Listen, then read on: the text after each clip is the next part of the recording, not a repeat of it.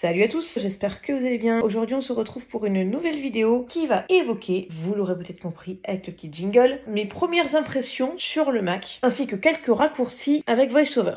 Dans un premier temps, on va faire une petite généralité. Qu'est-ce que VoiceOver? C'est tout simplement un logiciel de synthèse vocale pour les personnes en situation de handicap visuel. Déjà, pourquoi j'ai voulu faire l'acquisition de mon premier MacBook Air? Bon, pour ceux qui me connaissent pas, j'ai voulu faire le pas, puisque jusqu'à présent j'étais sous Windows, et je vais pas dire que j'ai rencontré que des problèmes, mais au fur et à mesure du temps, les usages que j'avais, c'est-à-dire les mails, Internet, le traitement de texte de temps en temps et encore, ça fonctionnait moins bien, notamment pour les mails, avec Windows. Et en discutant avec des amis, en entendant quelques tutos, etc., je me suis dit, tiens, pourquoi est-ce que je ne m'achèterais pas un Mac? C'est un projet sur lequel j'ai longtemps réfléchi, et pendant mes vacances d'octobre, je me suis dit, allez hop, on va faire le pas. J'ai donc acheté un MacBook Air M3 de 8 Go de RAM, et je trouve que pour mes usages, ça correspond parfaitement. De toute façon, la personne de chez Apple me l'avait dit. Ça, c'était le pourquoi. Alors, la configuration s'est très bien passée. Cependant, j'ai constaté quelques petits bugs. Le bug que j'avais eu quand il était encore sous 14.5, c'est que je ne pouvais pas rentrer mon identifiant Apple en utilisant VoiceOver. D'ailleurs, dites-moi si ce problème a été corrigé, parce que c'est vrai qu'il a fallu que je demande à mon frère de cliquer pour moi. Et ça, je me dis, quand on ne voit pas, c'est pas très marrant. Lors du démarrage, on a accès à un petit guide, on va dire de démarrage rapide, que je trouve très bien, qui va nous apprendre la plupart des gestes de base. Mais ça, nous n'allons pas l'explorer ici, vu que j'ai décidé de vous montrer les raccourcis de manière un peu structurée, dans le sens où là, nous allons voir déjà les commandes de base. Après, on va voir d'autres commandes, comme les différents rotors, parce que vous verrez, il y a différents rotors qui nous permettent donc de naviguer dans VoiceOver.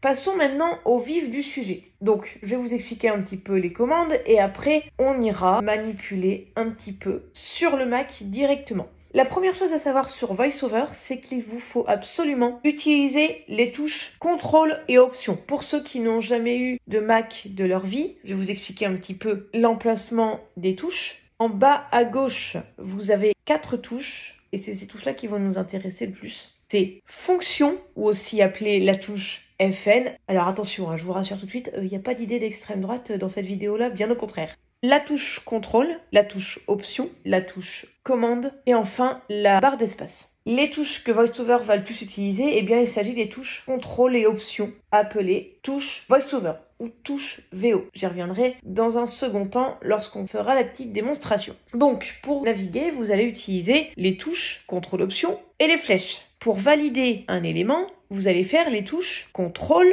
option, espace. De temps en temps, ça c'est une petite spécificité d'Apple. Apple aime bien le système de poupée gigogne, autrement appelé le système d'arborescence. Par exemple, vous êtes sur un tableau, vous voulez accéder aux éléments de ce tableau, il faudra interagir avec le tableau. On fera les touches VO, Maj, flèche bas. Et une fois qu'on aura choisi l'élément voulu dans notre tableau, il faudra qu'on en sorte de ce tableau, bien sûr. Pour sortir de ce tableau, il va donc nous falloir appuyer sur les touches CTRL Option, VO, Maj, flèche vers le haut. Nous allons voir ensemble ces commandes, donc je vais déverrouiller mon Mac. À noter que ce qui est super avec les Macs, c'est que du coup, vous n'avez pas besoin de taper votre mot de passe à chaque fois que l'appareil se déverrouille. Vous pourrez tout à fait utiliser Touch ID. Cependant, pour redémarrer ou clairement allumer le Mac, il va falloir taper votre mot de passe. Donc, je vais déverrouiller mon ordi. Authentification, se connecter, mode Finder, application, fenêtre, présentation par icône, collection. Vous êtes actuellement sur collection. Pour commencer l'interaction avec les éléments de cette liste, appuyez sur CTRL, Option, MAJ, flèche vers le bas. Voilà, ce raccourci fonctionne aussi pour les listes d'éléments par exemple. Pour l'exemple précis, nous allons nous rendre dans le menu ordinateur, ce qui équivaut pour les utilisateurs Windows à ce PC. Pour cela, on ne va pas utiliser le menu aléa et tout ça. Non. Admettons, je veux aller voir, par exemple, mon dossier images. Je peux ouvrir le menu ordinateur en faisant commande Maj C. Regardez ici. Ordinateur. Vous êtes actuellement sur zone de défilement. Pour commencer l'interaction avec le contenu de cette zone de défilement, appuyez sur CTRL, Option, MAJ, flèche vers le bas. Voilà, c'est ici qu'intervient notre système d'interaction. Admettons, je veux accéder au contenu de mon ordinateur, je vais interagir avec ma zone de défilement. CTRL, Option, Maj, flèche vers le bas. Macintosh HD, volume. Action disponible, vous êtes actuellement sur volume. Pour ouvrir, appuyez sur CTRL, Option, Espace. Pour valider, là, on va faire CTRL, Option, Espace. Présentation par icône, collection. Vous êtes... Comme tout à l'heure, on a une liste d'éléments. Bon, elles sont appelées différemment par VoiceOver, hein. Collection ou des choses comme ça. Donc, CTRL, Option, Maj, flèche bas. Application, dossier. Action disponible, vous êtes actuellement sur dossier. Pour application, dossier. Comme je vous l'ai indiqué tout à l'heure, on navigue avec les touches CTRL, Option, flèche droite. Bibliothèque, dossier. Système, dossier. Utilisateur, dossier. Action disponible. Je valide sur utilisateur, CTRL, Option, Espace. Présentation par icône, collection. Vous êtes... On réinteragit. Alix Planck, dossier. Action disponible. CTRL, Espace. Présentation par icône, collection. Et on réinteragit. Bureau, dossier. Document, dossier. Image, dossier.